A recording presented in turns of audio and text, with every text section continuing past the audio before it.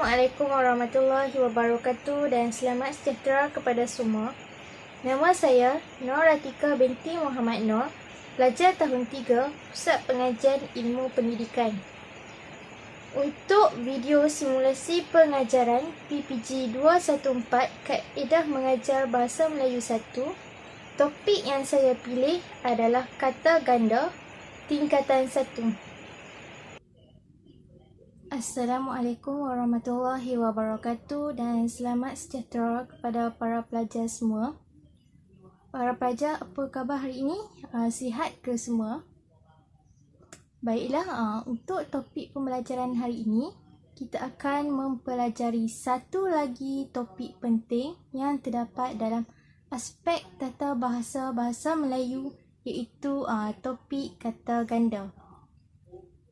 Jika disebut pasal tentang kata ganda, pasti ada dalam kalangan pelajar yang sudah tahu mengenai ciri-ciri yang terdapat pada kata ganda. Misalnya, ada kata ganda yang mempunyai tanda sempang. Oleh itu, pada hari ini, cikgu akan menjelaskan dan menerangkan dengan lebih terperinci mengenai kata ganda. Sebelum cikgu masuk pada topik hari ini dengan lebih mendalam, sebelum cikgu memulakan pembelajaran pada hari ini, cikgu ingin memberitahu apakah objektif pembelajaran kita pada hari ini. Pada akhir pembelajaran, murid dapat menyinarikan jenis kata ganda dalam bahasa Melayu dengan betul dan tepat. Yang kedua, murid dapat membina ayat yang mengandungi kata ganda dengan betul. Sekarang kita masuk pula kepada apa itu yang dimaksudkan dengan kata ganda. Sebelum kita masuk dengan lebih terperinci, kita perlu tahu dahulu apakah yang dimaksudkan dengan kata ganda. Kata ganda merupakan proses pengulangan perkataan. Kata ganda ialah kata yang terbentuk daripada kata yang digandakan, sama ada kata itu digandakan sebahagian atau seluruhnya. Sekarang cikgu akan menjelaskan mengenai jenis-jenis kata ganda yang terdapat di dalam bahasa Melayu. Secara umumnya terdapat 4 jenis kata ganda yang terdapat dalam bahasa Melayu, iaitu yang pertama, kata ganda penuh, yang kedua, kata ganda separa, yang ketiga, kata ganda berentak, dan yang terakhir, kata ganda berimbuhan. Kita masuk kepada kata ganda penuh. Kata ganda penuh merupakan proses yang menggandakan keseluruhan kata dasar, sama ada kata dasar itu mengandungi imbuhan ataupun tidak. Contoh bagi kata ganda penuh adalah anak-anak, sekolah-sekolah, besar-besar, meja-meja, guru-guru.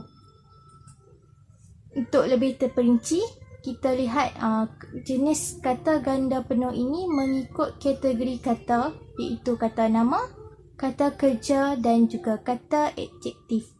Contoh bagi kata nama adalah buku-buku, guru-guru, dan contoh bagi kata kerja adalah pusing-pusing, kejar-kejar. Kata adjektif pula adalah putih-putih dan cantik-cantik. Kemudian kita teruskan pula dengan kata ganda separa. Kata ganda separa didefinisikan sebagai proses yang menggandakan sebahagian kata dasar sahaja. Contohnya, pepohon, kegendang, lelangit. Contoh dapat dilihat di sini, kata dasar bagi pepohon adalah pohon.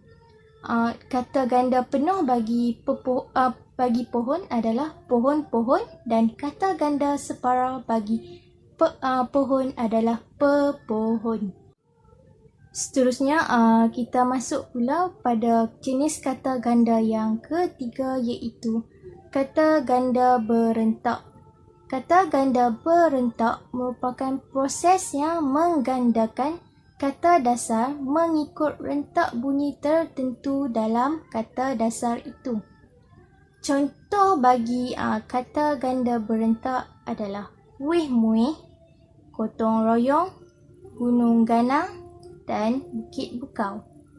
Kita akan masuk kepada jenis kata ganda yang terakhir, iaitu kata ganda berimbuhan. Kata ganda berimbuhan ialah kata ganda yang memperoleh imbuhan dengan awalan, akhiran, apitan atau sisipan. Contoh kita dapat lihat bagi jenis kata ganda berimbuhan adalah berlari-lari, di mana kata ganda berlari-lari ini menerima awalan ber. Seterusnya adalah sayur-sayuran. Kata ganda sayur-sayuran ini menerima akhiran an. Bersalam-salaman menerima apitan ber-an. Dan untuk jari jemari pula menerima sisipan. Seterusnya kita akan lihat pula contoh penggunaan kata ganda di dalam ayat. Berikut merupakan contoh penggunaan kata ganda di dalam ayat berdasarkan jenis-jenis kata ganda yang berbeza.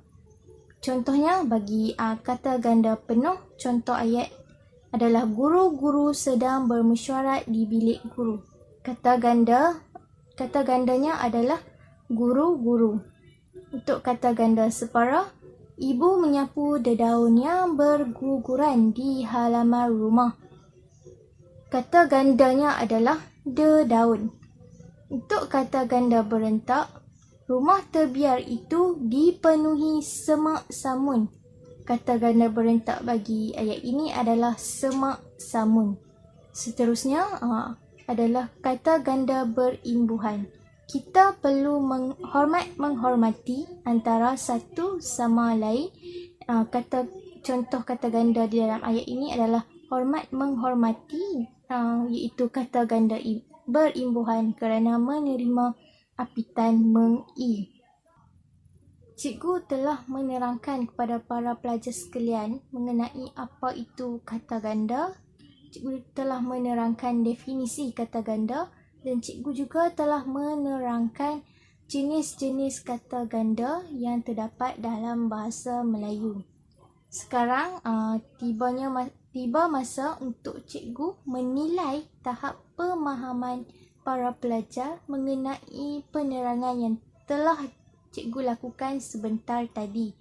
Sekarang kita akan masuk kepada soalan pengukuhan. Soalan yang pertama adalah bantal yang berisi tempat kosong amat lembut sekali. A. Terdaun, B. Kekabut, C. Berbola, D. Berdiri. Dan jawapan yang betul bagi soalan satu ini adalah B. Kekabut. Bantal yang berisi kekabu amat lembut sekali. Seterusnya, kita teruskan dengan soalan yang kedua, iaitu sebilangan besar murid sekolah itu mengalami tempat kosong akibat keracunan makanan. A. Lemah longlai, B. Lemah kemalai, C. Hiruk pikuk, D. Cirit birik. Jawapan yang betul bagi soalan kedua ini adalah D. Cirit birik. Sebilangan besar murid sekolah itu mengalami cirit birik akibat keracunan makanan. Kita teruskan dengan soalan yang ketiga, iaitu adik berjalan tempat kosong kerana kakinya terseliuh akibat terjatuh dari tangga. A. Terkial-kial, B. Tersekat-sekat, C. Terhuyung-hayang, D. Terhincut-hincut. Jawapan yang tepat bagi soalan ini adalah D. Terhincut-hincut. Adik berjalan terhincut-hincut kerana kakinya terseliuh akibat terjatuh dari tangga. Sekarang kita akan masuk pada bahagian soalan pengukuhan yang seterusnya, iaitu nyatakan jenis kata ganda berikut dan bina ayat menggunakan kata ganda yang diberikan. Terdapat 3 kata ganda yang diberikan di sini, iaitu 1. Berkerut-kerut, 2. Kusut masai, 3. Mentah-mentah. Para pelajar sekalian diminta untuk menyatakan jenis bagi ketiga-tiga kata ganda ini, kemudiannya bina ayat berdasarkan kata ganda ini. Jawapan bagi jenis kata ganda ini adalah yang pertama, berkerut-kerut merupakan kata ganda berimbuhan. Kata ganda kedua iaitu kusut masai merupakan kata ganda berentak. Kata ganda ketiga, mentah-mentah merupakan kata ganda penuh. Untuk binaan ayat pula, jawapannya adalah seperti berikut. Berkerut-kerut muka adik menahan kesakitan akibat terjatuh dari basikalnya. Rambut budak lelaki itu kusut masai kerana tidak disisir. Dan yang ketiga, pendapat pemuda itu telah ditolak mentah-mentah oleh majikannya. Secara rumusannya, dari aspek tata bahasa, penggunaan kata ganda yang tepat adalah sangat penting. Jenis-jenis kata ganda iaitu kata ganda penuh, kata ganda separa, kata ganda berentak dan kata ganda berimbuhan perlu diketahui perbezaan dari segi bentuknya, kerana kata ganda ini sangat penting kerana kebiasaannya kita menggunakan kata ganda dalam percakapan harian dan juga di dalam pembinaan ayat. Cikgu berharap para pelajar semua telah memahami mengenai topik kata ganda ini. Cikgu berharap para pelajar semua telah mampu untuk membezakan jenis-jenis kata ganda yang ada di dalam bahasa Melayu. Semoga topik yang diajarkan oleh cikgu pada hari ini dapat menambah pengetahuan para pelajar sekalian, khususnya mengenai kata ganda ini. Sekian sahaja daripada cikgu. Terima kasih di atas masa yang telah diluangkan.